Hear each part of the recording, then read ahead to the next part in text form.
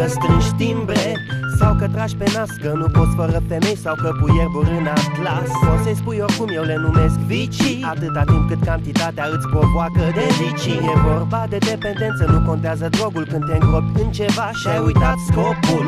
Tremur și lipsește acel ceva, fie că e mouse-ul, fie că e undița.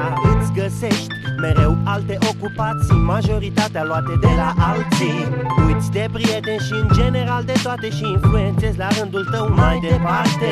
E o scuză sau pretext când ai scuză, e consolarea ta când alții te acuză. Te amuză când din vorbă în vorbă găsești obsesia ta la altul în altă formă. Schimb de vicii, nimic anormal, caut în continuu o ieșire din banal. Nu posed, la imaginație porți, fără vicii am fi doar niște roboți.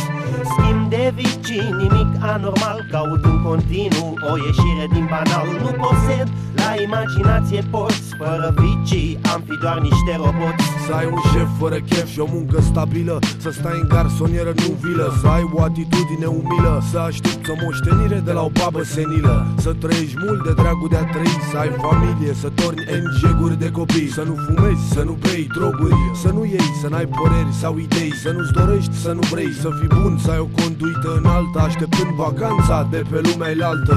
O arzi în halul ăsta, ești o victimă îndoctrinată. Schimb de vicii, nimic anormal, caut în continuu o ieșire din banal. Nu posed, la imaginație porți, fără vicii am fi doar niște roboți. Schimb de vicii, nimic anormal, caut în continuu o ieșire din banal. Nu posed, la imaginație porți, fără vicii am fi doar niște roboți. Dacă e vorba de vicii, omul cât trăiește învață. Uneori mă fac atât de praf, vezi, cazul de față. N-am obsesii, am doar perversiuni, fug de realitate zile întregi, plictisit de minciuni. Dă-te în căcat, hai, dă-te în fapt. Care e viciul tău, deliciul tău social acceptat.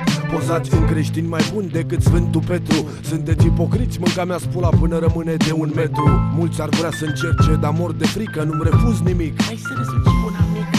Senzația e unică, doza de risc e mică. Viciul meu implică doar plăcere și dependență psihică.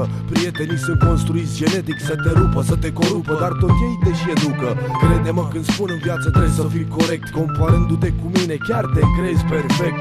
Trag în piept aerul jegos de București. Finalizez, rulez un cui și te las să te gândești. Schimb de vicii, nimic anormal, caut în continuu o ieșire din banal. Nu posed, la imaginație porți, fără vicii am fi doar niște roboți. Schimb de vicii, nimic anormal, caut în continuu o ieșire din banal. Nu posed, la imaginație porți, fără vicii am fi doar niște roboți.